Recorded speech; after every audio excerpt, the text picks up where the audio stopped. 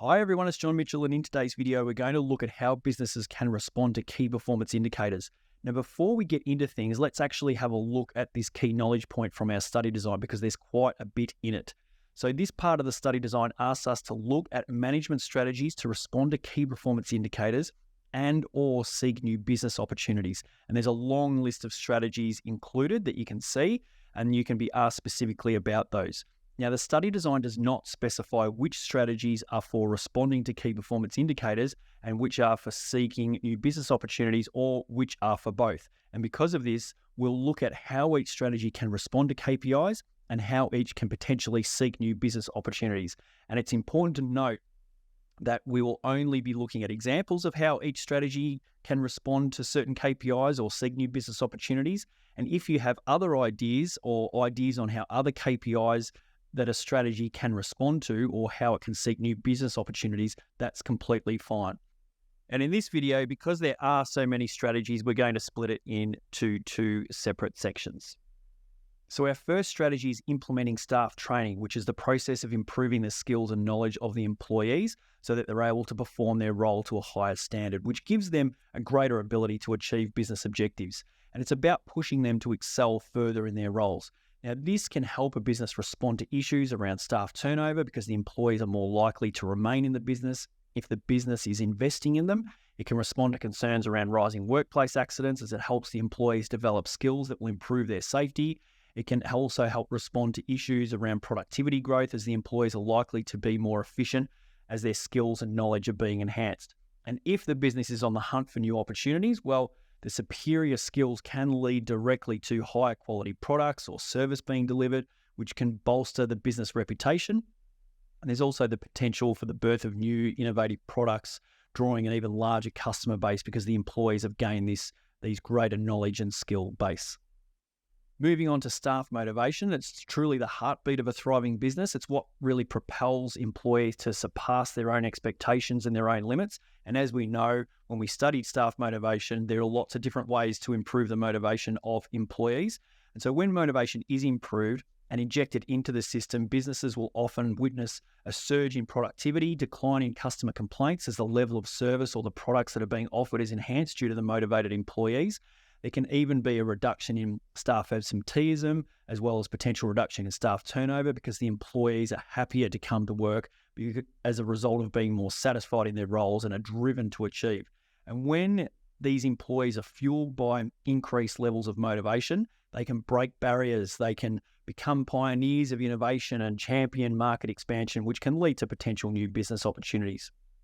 We move now to a business or managers making a conscious decision about changing the management styles or skills that are using throughout the business. And so it's not just about a hierarchy, it's about the essence of the business. So the whole decision-making process, it's internal relationships between the manager and the employees and the culture that it's developing. And so with the right changes, the business can see a spike in profits, sales, market share, while also experiencing a drop in staff turnover. So changing management styles and skills can respond to those types of KPIs.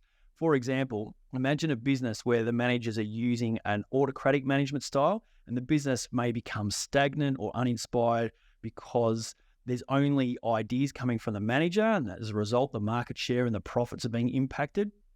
Now, the business may then look to alter the management style to be a more inclusive, participative style, which could ignite a whole bunch of fresh and previously untapped ideas that are coming from the employees and the teams that are working together to actually develop those ideas. So that may not only elevate the morale, but also make way for ground-breaking innovations that the business had not thought of before.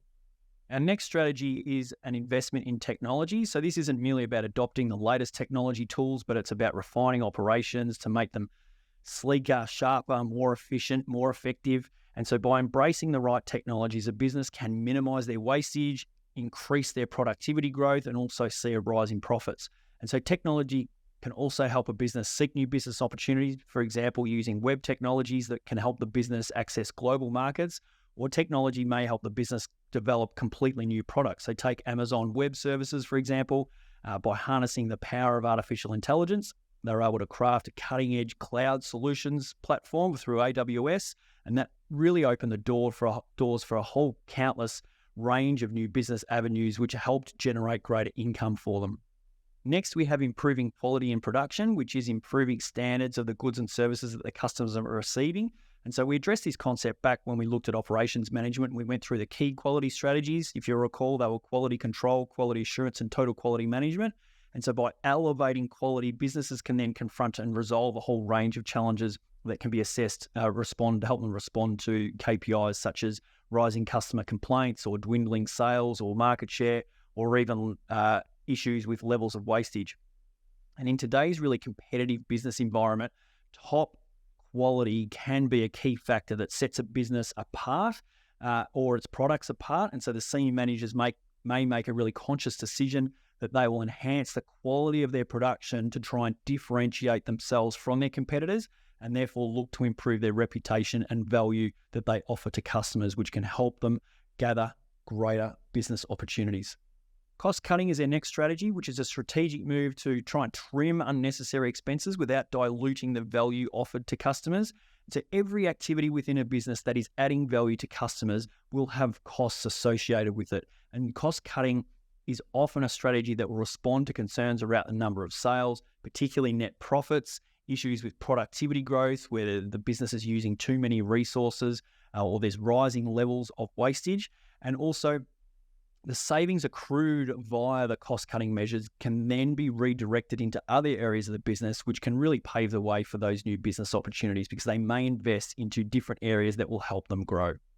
And lastly, we have lean production techniques. And so it's really a mantra of operations that are agile and efficient, where the primary objective is to minimize wastage while maximizing value for the customers. And so implementing lean techniques can help a business respond to issues with rising levels of wastage, can improve profits due to fewer resources being used in production. It may also allow the business to respond to concerns around sales or market share, because the business may be able to produce their products quicker and therefore meet customer demand by getting their products to the market quicker, or they may be able to produce each product for less, which may allow them to compete on price.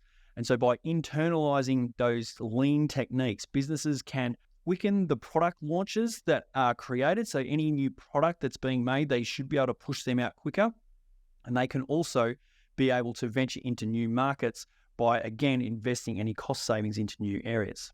But just to recap, managers are constantly reviewing and analysing the KPI data and will often implement strategies in response to that data, or potentially to then seek new business opportunities.